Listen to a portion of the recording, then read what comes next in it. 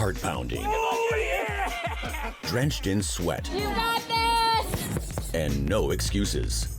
These are the greatest workouts in America. We as humans are far more capable than we believe.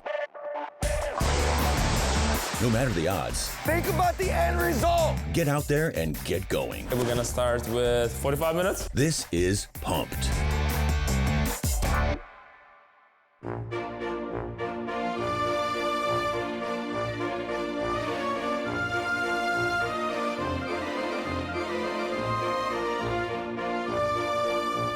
I love Central Park. It offers everything, and now it offers pickleball. It's a mixture of tennis, ping pong, badminton, and it's all merged together. So we've got teachers, doctors, doormen, Broadway actors, people who have done time. I have a couple of grudge matches going on with folks, so there are a couple of like sworn enemies, but I shall not say their names. When you come off of that horrible competitive match, and even though you might have all feelings going in inside, don't forget there's no crying in pickleball. I can come here 7 days a week, from morning till evening, and I will be part of a game. It's a place to be where you are accepted, where you have connectedness, and you have activity, physical activity and social activity. I can't think of anything better. To me, it's unique, very special, and I'm very grateful for it.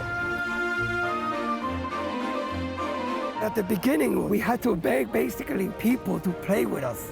There were 4 of us initially. And from 4, it has grown to over 1,000 members. Great deal in part to the influence of Miss Listrom. I come here just about every day. Every day I'm here. I get here around 7:30 because, you know, I want to set up the nets. By 8:15, 8:30, we have 4 people and we get a game going. You know, we're all volunteers. We're here because we love playing pickleball.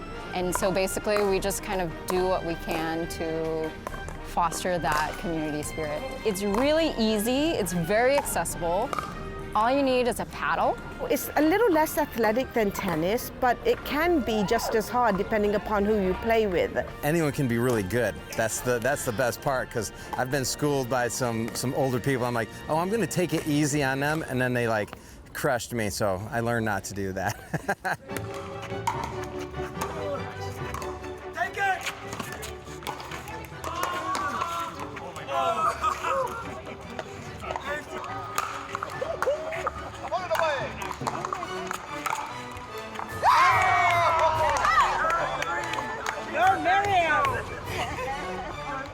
I probably come once every 3 weeks, but they're here every single day, all day, like dawn till dusk. They play 12 months a year, in case you don't know that. They play in the cold. We brought shovels, we brought salt, and we cleared the court so that it wouldn't ice up and we could play pickleball the next day. Be with Tina. I am honored. You're not going to be I am honored. This is the most social sport I have ever seen in all my life. We have a wine committee, but we're hoping to also have a margarita committee. So there has been some drinking episodes at this location, but what happens in the location stays at that location.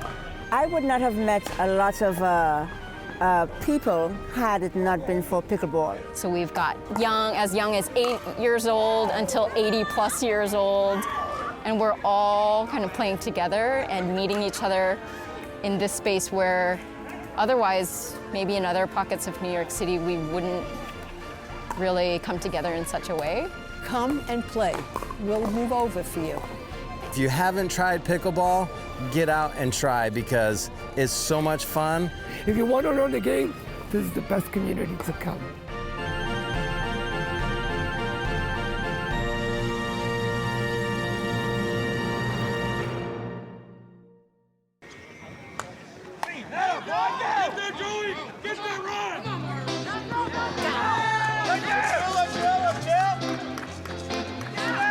Hi, I'm Bill Sansom, and I'm part of the Montrose Softball League Association here in Houston, and we play ball.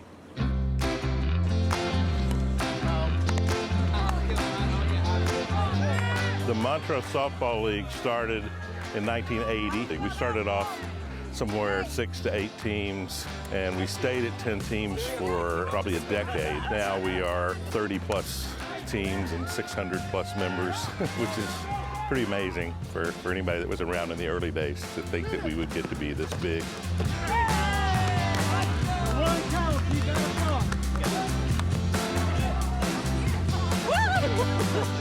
As the years passed and we grew, we had to move from single field, where we played for a long time, to finding a 2-field complex, finding a 4-field complex, finding a 6-field complex, just to accommodate the growth and the number of players that we had coming into the league. It's a safe haven for people of the LGBT plus community. Everybody just has a good time. They don't have to put on a facade. They don't have to be somebody they're not. There's people here that have been friends for almost the duration of the 42 years, and getting to see those relationships and getting to be a part of that is super important to me. We play ball and we build that sense of community, that sense of belonging. We have, of course, not LGBTQ members. We have allies and straight members as well. We're all about inclusivity. They have been great allies and just awesome people and team members, and we look forward to welcoming more. I learned about it because they needed somebody who was competitive and wanted to have fun. And when I learned more about it from the LGBTQ community, and no matter what color you are, what creed you believe in, what political view you have, I thought, well, this would be a great place for me to not only meet some people in Houston, but also to meet new friends. I'm very proud of this organization. We were always an open division, meaning both men and women. Now, where we have a handful of teams that are predominantly women. It's a lot of fun. You know, you can't go wrong when you're having fun playing a sport you love with your friends and family. And we do have a lot of family members. We actually have one girl on our team. Her mom plays on another team. Hey guys, jump on them quick! I'm super excited. I get to see them every Sunday. I absolutely love it. My daughter and son both play. It's just a great group of people. It's, just being themselves and giving me a chance to play this year. When you look at where we came from to where we are today, it's amazing. And to see the growth that we've had over the last several years, it really inspires me and lets me know that we're here to stay, have been, our 43rd season, and there's no end in sight. There's no limit. Good game chaos and us!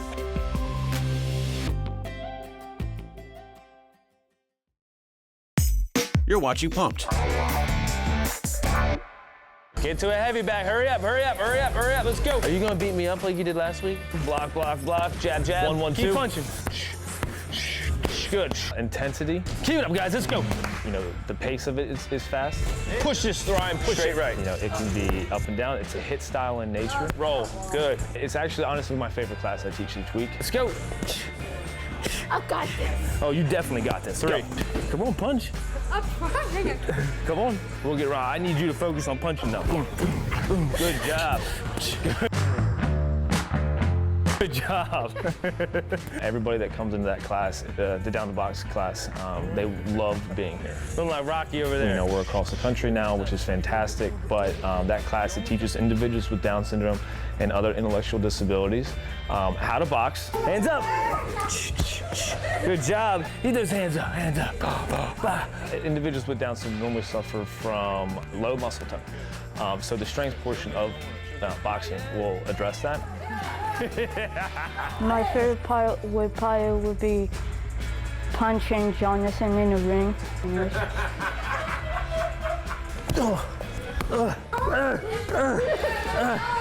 I'm not going down without a fight. She still got it. Oh, time. I like to think it doesn't limit anybody. Really. Down syndrome is, like I said before, it's an intellectual disability.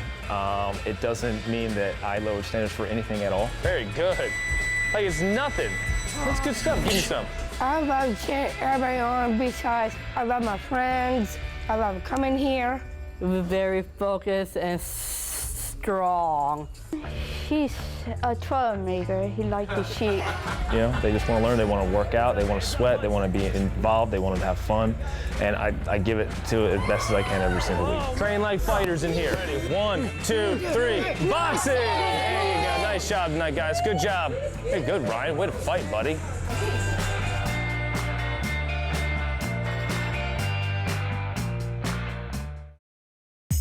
You're watching Pumped.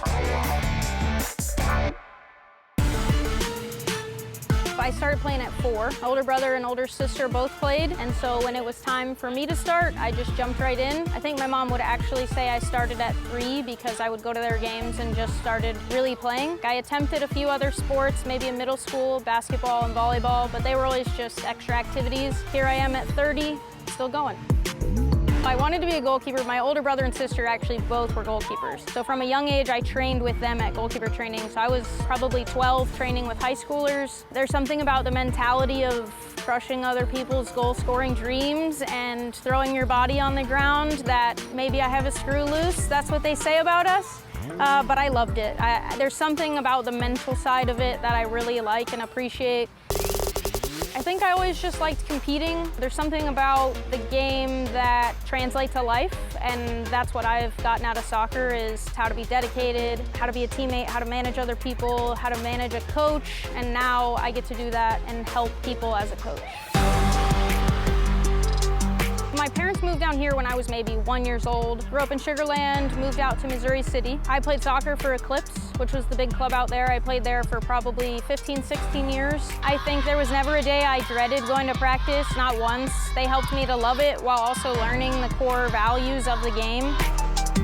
For my high school team, I played as actually a field player most of the time. It was something that I got to cross-train and enjoy myself and run around, and so that was nice. But I played on my club team, and then the big thing at the time was the Olympic Development Program. So that was something that you would make your state team, and then if you make your state team, you try out for the regional team. Make the regional team, you get a look at the national team. I got the opportunity to be on the regional team pretty consistently. We got to play against pro teams in Costa Rica, which was awesome. Sophomore year, we went to Italy. Junior year, went to Portugal, and then senior year, back to Costa Rica. So that opportunity alone to see like the world's game at a high level gave me another taste of, oh, this is where I can go with this. I'm starting to see like more women in high-level coaching roles. So that was starting to get in my mind of something I could do. So I just started to realize I can take this probably as far as I want to.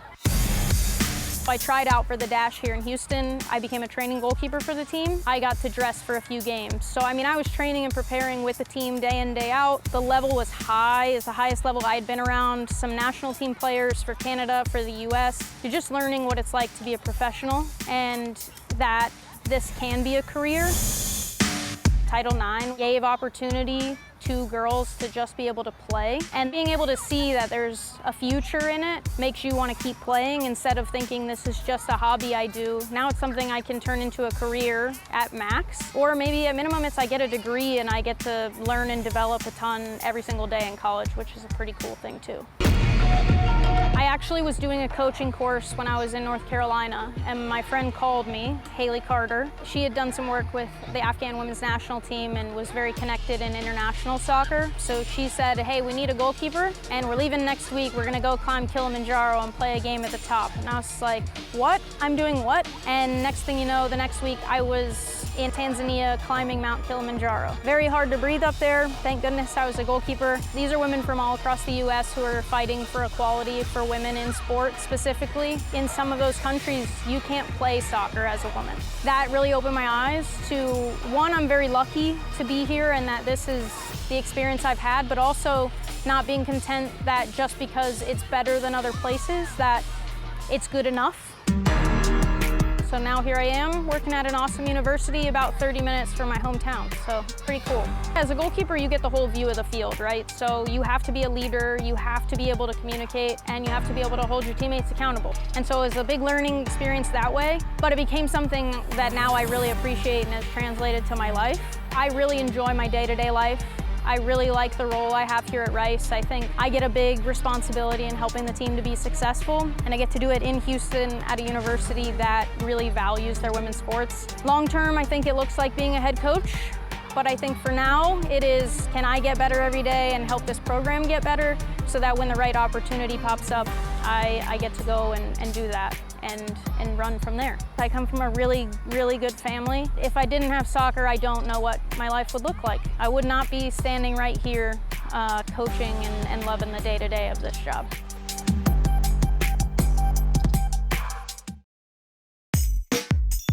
You're watching Pumped.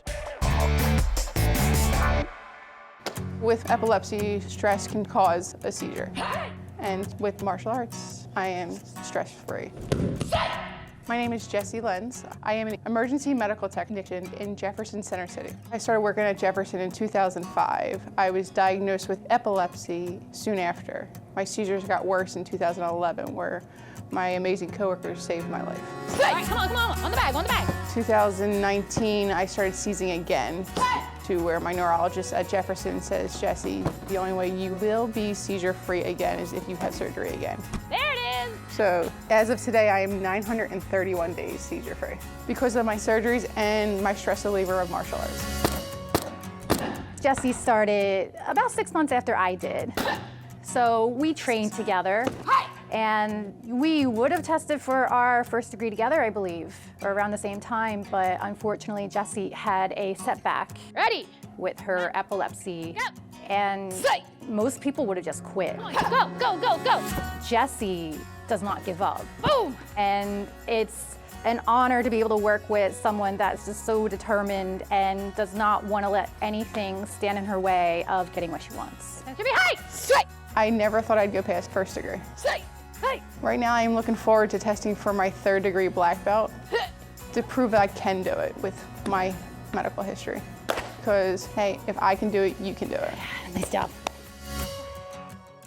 I think it's important for us to be together to celebrate Pride because we all are in a community together, and there are so many people out there that feel like they can't be themselves, and we need to be able to as a community show that we celebrate you and we are here for you and that your rights are valid and you are valid and you don't need to be closeted. This is the 4th annual Run for Love. You know, it got canceled in 2020 due to the pandemic, but it came back strong last year and even stronger this year. We saw a total of just under 1,500 people register, and I think that we're gonna have a very large contribution to the LGBT Center, which I'm very happy about. We've been doing this race series for quite some time. You know, we always partner with Dix Park in the city of Raleigh. We also have the Trophy Trot that's in November, and that's to raise money for Healing Transitions, which we always start right outside of. So all the volunteers that you see out on the course, most of them are Healing Transitions members. They get to run the races, they get to cheer people on, and it just provides a great experience for the park. I think we need to make sure that everyone feels comfortable being themselves, and this big of an event really shows people that, hey, the whole community's letting you be you, and not everybody's gonna come do a 5K. This is sort of a niche of Pride celebration, but everyone, you know, should find their own event and celebrate in their own way. And Raleigh is such a welcoming city, and some consider us the Pride capital of the world, and we're thrilled about it. To tell you what Run for Love is, you gotta know what love is, and it's just like an equality thing. You love who you want, doesn't matter who it is. I think love is just expansive and love is kind, of course, which is very cliche, but love is just an amazing thing that we can all join together and celebrate and be together. Love is for everybody, not just one certain group. We're all one team, the human race. And here at Ace Team, we like to spread love and, you know, support everybody. Love to me is community. I don't think a lot of races have this many people cheering on every finisher in the final shoot. Everyone around here, they're sweaty. I've been sweaty. I've been cheering my butt off all morning. And Raleigh came out, showed up, and did a great job today. I've ran over 100 half marathons, completed 16 marathons. I ran an ultra marathon, triathlons. I've completed 100-mile bike rides. And actually, I was the first person with Parkinson's to complete a 100-mile bike ride in under 5 hours.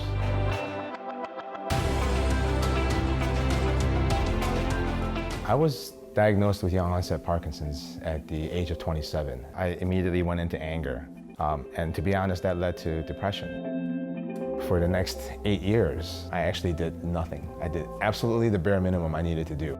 And at this point, the disease has progressed to the point where I would lose balance all the time. One day I was carrying my then 10-month-old son because I proceeded down the stairs and I lost balance.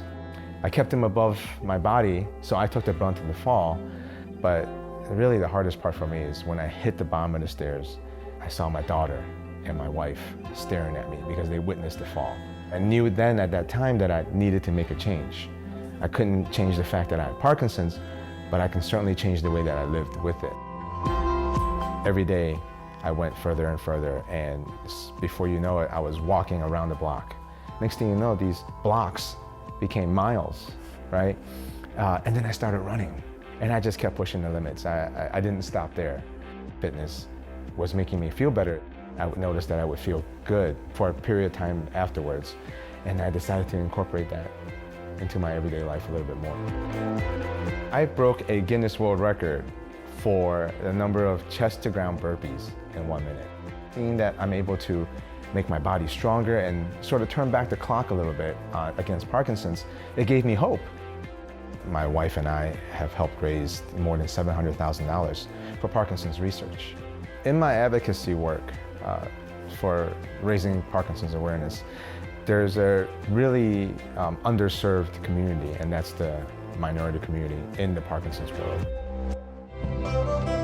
I grew up in Taiwan. My family and I immigrated here to the United States in the mid-'80s. I was about 10 years old.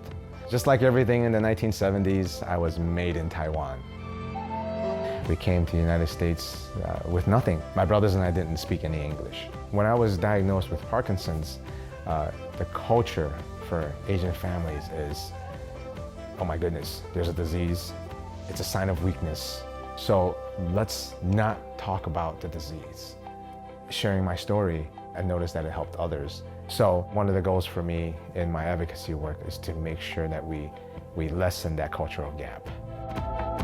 It's hard. It's hard. Parkinson's sucks. Doesn't matter how hard I train, doesn't matter. I'm never gonna be able to outrun the disease, and I know that. But I keep doing these things because if I can stay pace with a progressing disease, that means I'm winning. Have a favorite spot to get pumped? Tell us on social media.